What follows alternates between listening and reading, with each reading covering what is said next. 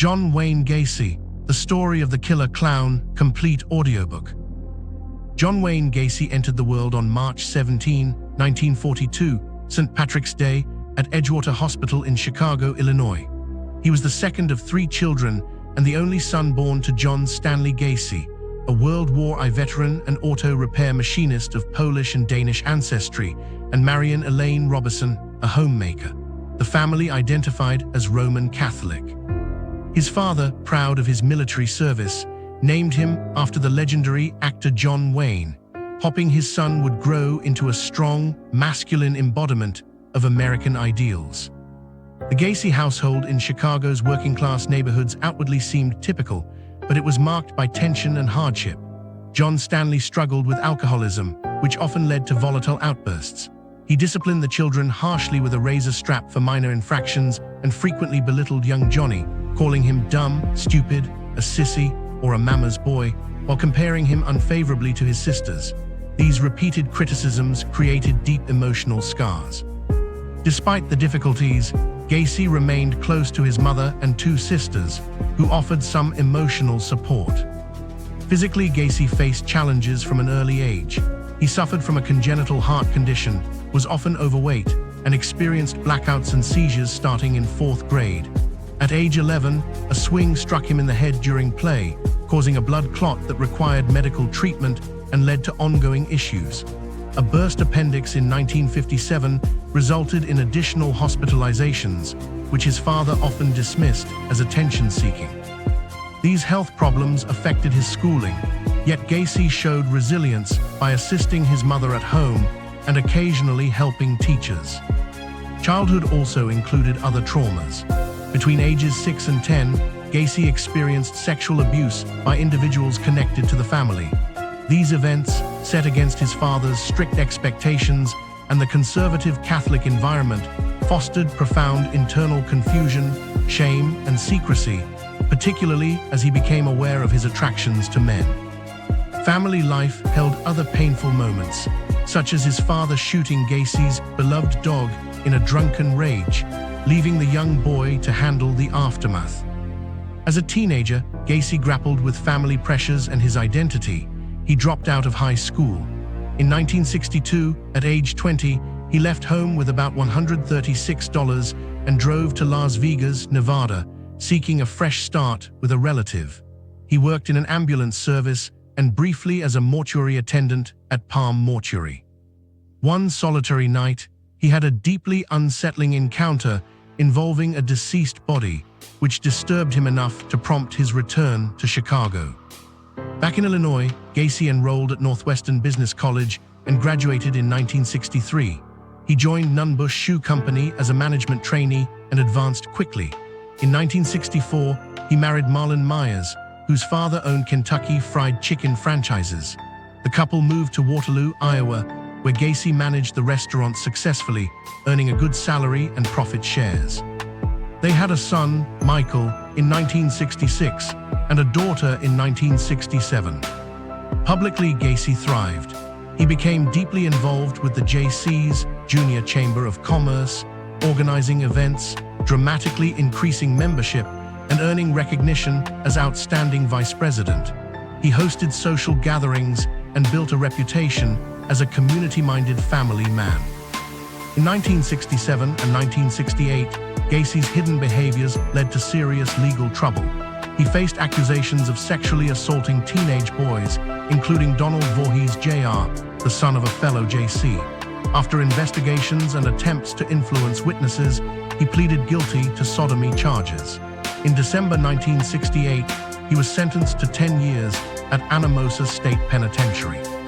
His first marriage ended in divorce, and he lost contact with his children. In prison, Gacy presented himself as a model inmate.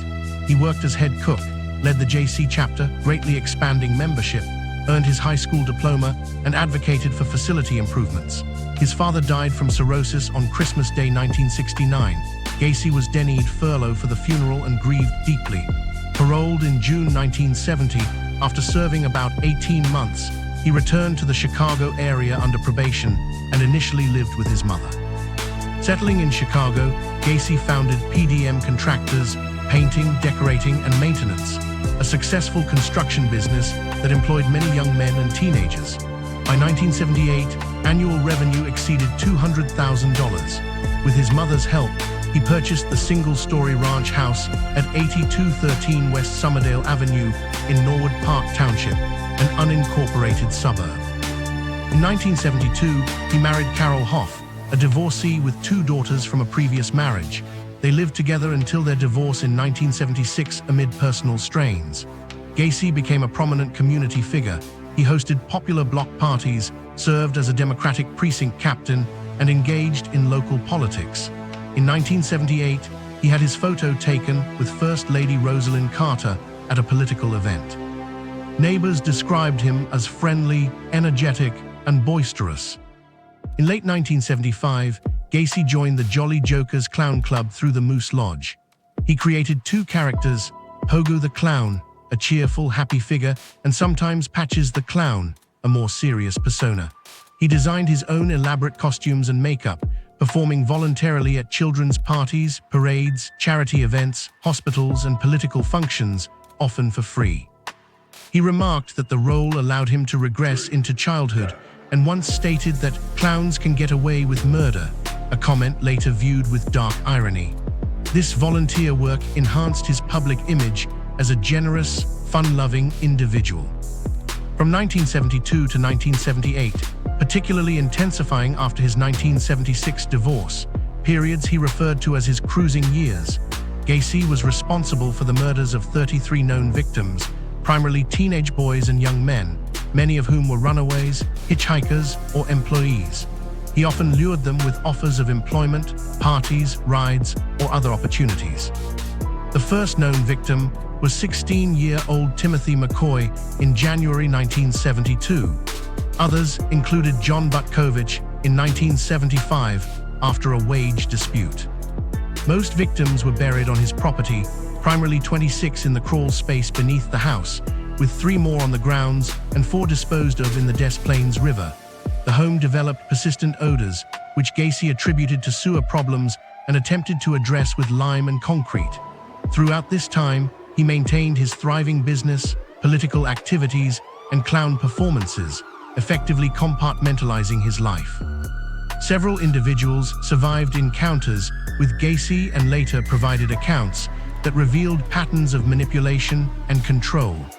These survivor testimonies, along with other reports, offered critical insights. Though initial responses from authorities were sometimes limited due to various factors of the era.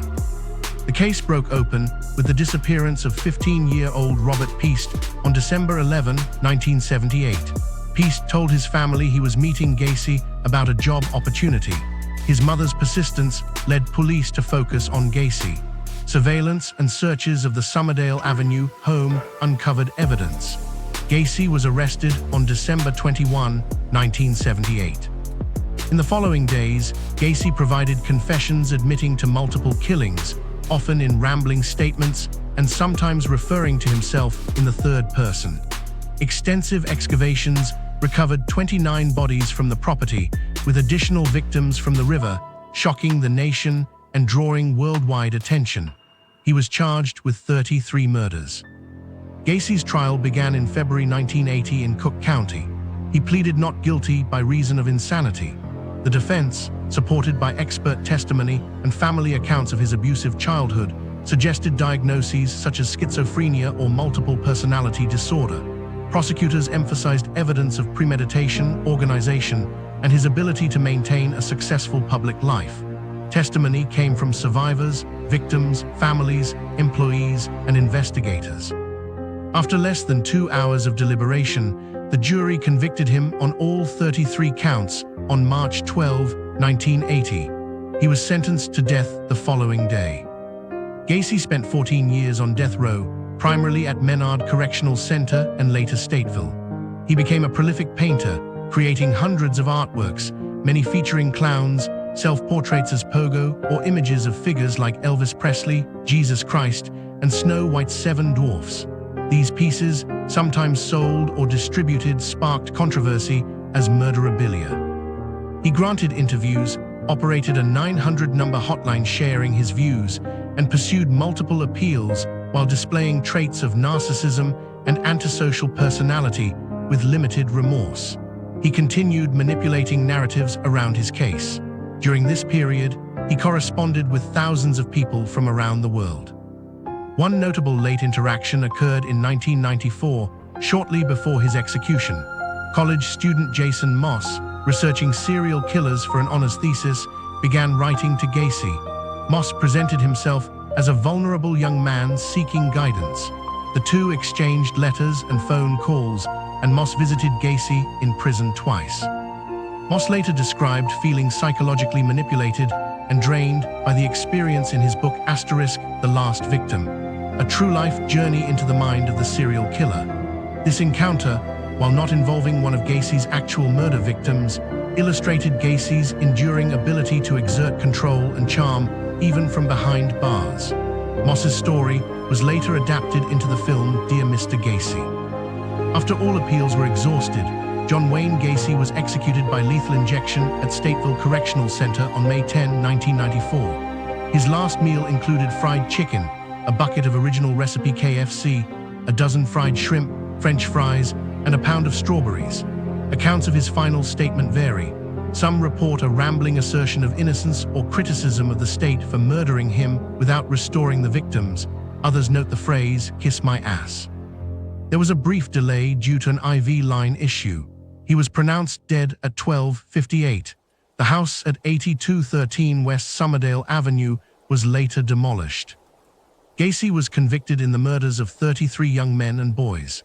Identified victims include Timothy McCoy, John Butkovich, Gregory Godzik, Robert Peast, Francis Wayne Alexander, identified in 2021 via DNA and genetic genealogy, James Harkinson, and many others, each a life cut short, with families left to grapple with loss. Many victims were vulnerable youth seeking opportunities or simply hitchhiking in the Chicago area. 5 victims remain unidentified despite advances in DNA profiling, genetic genealogy, dental records, skeletal analysis, and ongoing efforts by the Cook County Sheriff's Office and partners like the DNA Doe Project. Gacy had hinted at possibly more victims, up to around 45 in some statements, though only 33 were conclusively linked. Investigations and family submissions continue in hopes of providing closure. Experts have analyzed Gacy's case extensively, noting traits consistent with psychopathy, narcissism, and remarkable compartmentalization, influenced by childhood trauma, possible neurological factors from injuries and health issues, and internal conflicts over sexuality amid societal pressures. His story exemplifies the banality of evil, a seemingly ordinary suburban man capable of horrific acts while maintaining a charming facade. The Gacy case exposed gaps in law enforcement coordination, missing persons reporting, especially for vulnerable youth and runaways, and societal attitudes of the time. It spurred improvements in databases like NamUs, DNA technology, and forensic genetic genealogy. Culturally, his killer clown persona contributed to a lasting societal unease about clowns in entertainment and media. His life and crimes have been examined in books such as Killer Clown by Terry Sullivan, documentaries including Conversations with a Killer, the John Wayne Gacy tapes, and series like Devil in Disguise. These works explore the crimes, the human impact on survivors and families, and broader lessons.